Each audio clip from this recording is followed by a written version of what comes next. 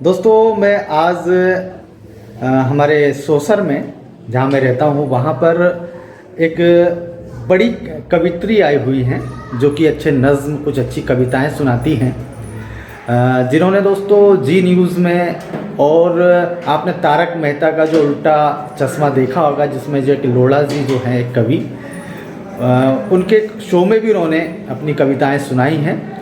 तो आज मैं उनसे मिलने आ रहा हूँ, उनसे कुछ बातचीत करूँगा। तो चलते हैं, उनसे मुलाकात करते हैं।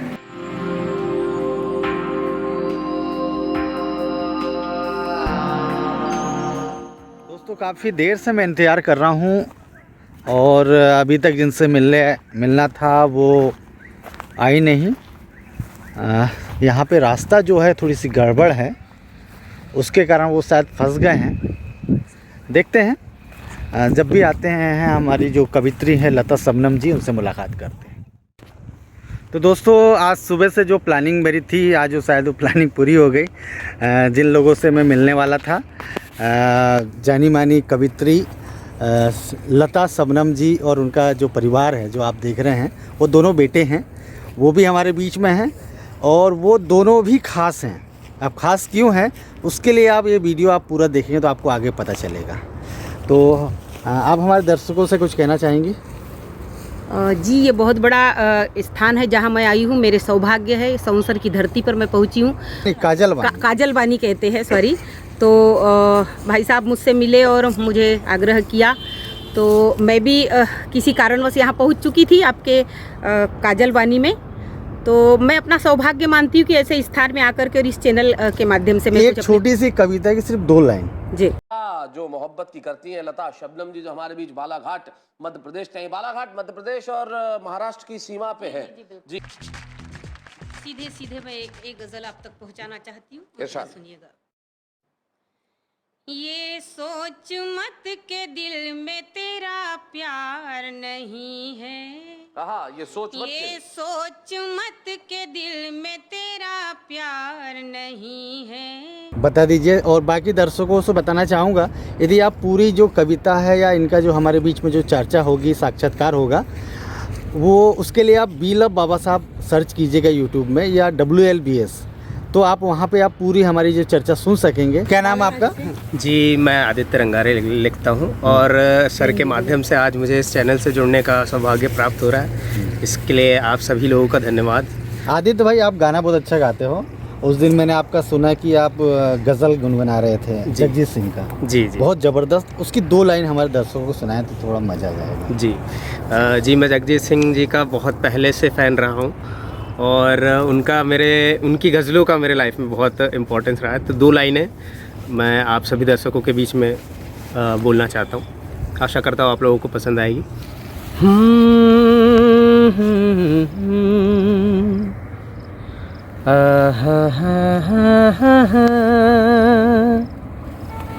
होश वालों को खबर क्या, बेखुदी क्या चीज़ है। होश वालों को खबर क्या, बेखुदी क्या चीज़ है। जगजीत सिंह की याद आ जाती है। अब बहुत अच्छा गाना गुनगुनाते हैं। तो अब वैसे आप करना क्या चाहते हैं आगे?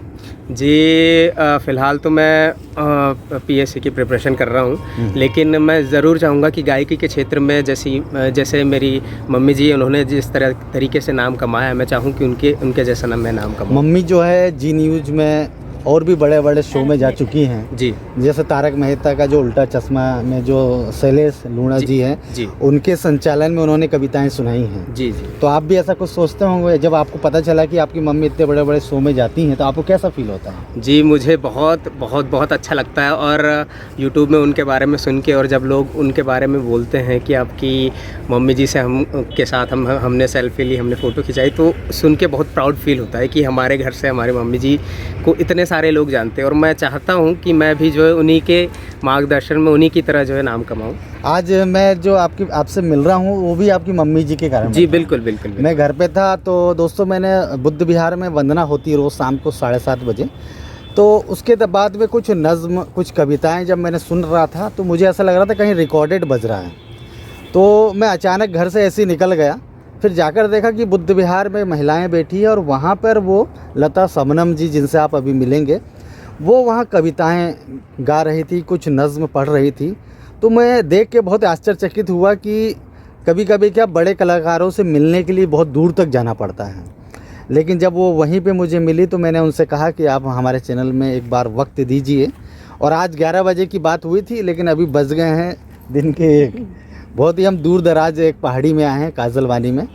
तो हम कोशिश करेंगे और भी लोगों से मिलेंगे। उनके एक और बेटे हैं, क्या नाम है आपका? पूरा परिचय बताइए। अविनाश रंगारे। अविनाश रंगारे जी हैं। आप भी गाना गाते हैं? थोड़ा बहुत कोशिश करता हूँ मैं, क्योंकि बचपन से ही गाने का शौक़ रहा है मम्मी को और मेरे भाई को, तो उनको देख देख के मैं थोड़ा बहुत कोशिश करता हूँ। मेरे फेवरेट जो सिंगर हैं वो पीयूष मिश्रा जी, कैलाश खेर, ये सब रहे हैं, तो मैं उनकी थोड़ी थोड़ी गाने सुनता हूँ और कोशिश करता हूँ गाने की। कभी थोड़ा बहुत लिख भी लेता हूँ। अच्छा, वैसे आपके बारे में अगर आपका प्रोफेशन की अगर मैं बात करूँ तो आप एमपी गवर्नमेंट में जॉब करते हैं? जी बिल्कुल। और लेबर इंस्पेक्टर भी हैं शायद? जी जी, है ना? हाँ, तो आप जैसे ये जॉब करते हैं तो उस समय आपको काम करते वक्त कई बार ऐसी चीज़ें आती होंगी कि लेबरों को या जो मज़दूर होते हैं उन्हें प्रॉपर अगर वेजेस नहीं मिलता है जी, बहुत सी शिकायतें तो आती हमें कई बार ऐसा लगता है, फ्रेंकली बात कर रहा हूँ, कि लेबर इंस्पेक्टर भी ठेकेदार से या कंपनी के मालिकों से या मैनेजमेंट से मिल जाते हैं और गरीबों को क्या है प्रॉपर भत्ता या मजदूरी नहीं मिल पाती। तो ऐसे वक्त में आपके साथ में कभी ऐसा कुछ हुआ है कि किसी मैनेजमेंट ने या किसी बड़े व्यक्ति ने आपसे बोला कि कुछ पैसा ले लो और मज़दूरों को जो मजदूरी मिल रही है उनको बोलने दो? ऐसा तो बहुत बार हुआ है, क्योंकि जब भी हम जाते हैं इंस्पेक्शन करने किसी संस्थान में तो वहाँ पर मजदूरों को मिनिमम वेजेस तक नहीं दिया जाता। यहाँ तक कि जो मिनिमम वेजेस अभी चल रहा है वर्तमान में वो 338 रुपये है। अच्छा। 8 घंटे के हिसाब से प्रतिदिन। लेकिन उतना भी किसी मजदूर को नहीं दिया जाता, उनसे ओवर टाइम लिया जाता है, लेकिन उनको ओवर टाइम का पैसा भी नहीं दिया जाता। और ये ज़्यादातर मैक्सिमम सिक्योरिटी सेक्टर में होता है और बहुत सी जगहों में होता है जहां हम पहुंच नहीं पाते, क्योंकि गवर्नमेंट का अमला बहुत कम है। लेकिन फिर भी हम कोशिश करते हैं कि हम मजदूरों को उनका हक दिला पाएँ। मैंने भी बहुत लोगों को उनके वेतन भुगतान करवाया है, वेतन भुगतान अधिनियम 1936 के तहत, क्योंकि अगर बहुत सी शिकायतें आती हैं हमारे पास तो उस शिकायत के आधार पर हम कार्रवाई करते हैं और मज़दूरों को उनका वेतन का भुगतान करवाते हैं। और हाँ, और आजकल CIS पोर्टल बना है जिसके माध्यम से बहुत से संस्थानों का निरीक्षण होता है। हम उन निरीक्षण में जाते हैं और कारखानों में या किसी कंपनी में या फिर दुकानों में वहाँ पर निरीक्षण करते हैं कि बोनस दिया जाता है कि नहीं, ग्रेजुटी दी जाती है कि नहीं, या उनको मिनिमम वेजेस प्रोवाइड किया जाता है, उनको छुट्टी दी जाती है कि नहीं, EL CL और बहुत सी चीज़ें हैं, या मैटरनिटी बेनिफिट, बहुत सी चीज़ें हैं जो प्रोवाइड की जाती है कि नहीं, या बहुत से रजिस्टर मेंटेन करने होते हैं। लेकिन मैक्सिमम जगह ऐसा देखने को मिलता है कि बहुत से लोग नहीं कर पाते। लेकिन मैक्सिमम जो बड़ी बड़ी कंपनियाँ हैं वो इनको कुछ हद तक फॉलो करती है मैक्सिमम, लेकिन फिर भी बहुत सी जगह ये फॉलो नहीं होता है। चलिए, क्या नाम बताया था सर आपने अपना? अविनाश रंगारे। हाँ, अविनाश सर, हम आपसे कभी इस विषय पर कभी जो समस्याएं आती है, बहरहाल दोस्तों ये वीडियो ब्लॉग है, इसमें हम इस प्रकार के मुद्दे नहीं उठाते हैं, लेकिन मैंने आपको बार बार बताता हूं कि हमारा वीडियो बनाने का या ब्लॉगिंग करने का उद्देश्य सिर्फ हंसी मजाक या मनोरंजन नहीं है। कुछ इन्फॉर्मेशन आपको मिले या कुछ आपका फ़ायदा हो, बस यही सोच के हम वीडियोस बनाते हैं। बाकी आप और भी ज़्यादा इन्फॉर्मेटिव वीडियो देखना चाहते हैं तो आप बी लव बाबा साहब सर्च कीजिएगा या उसे सब्सक्राइब कर लीजिए, उसमें आपको अच्छे अच्छे वीडियो ज़रूर देखने को मिलेंगे। थैंक यू, आप लोगों ने हमसे बात की। Thank you.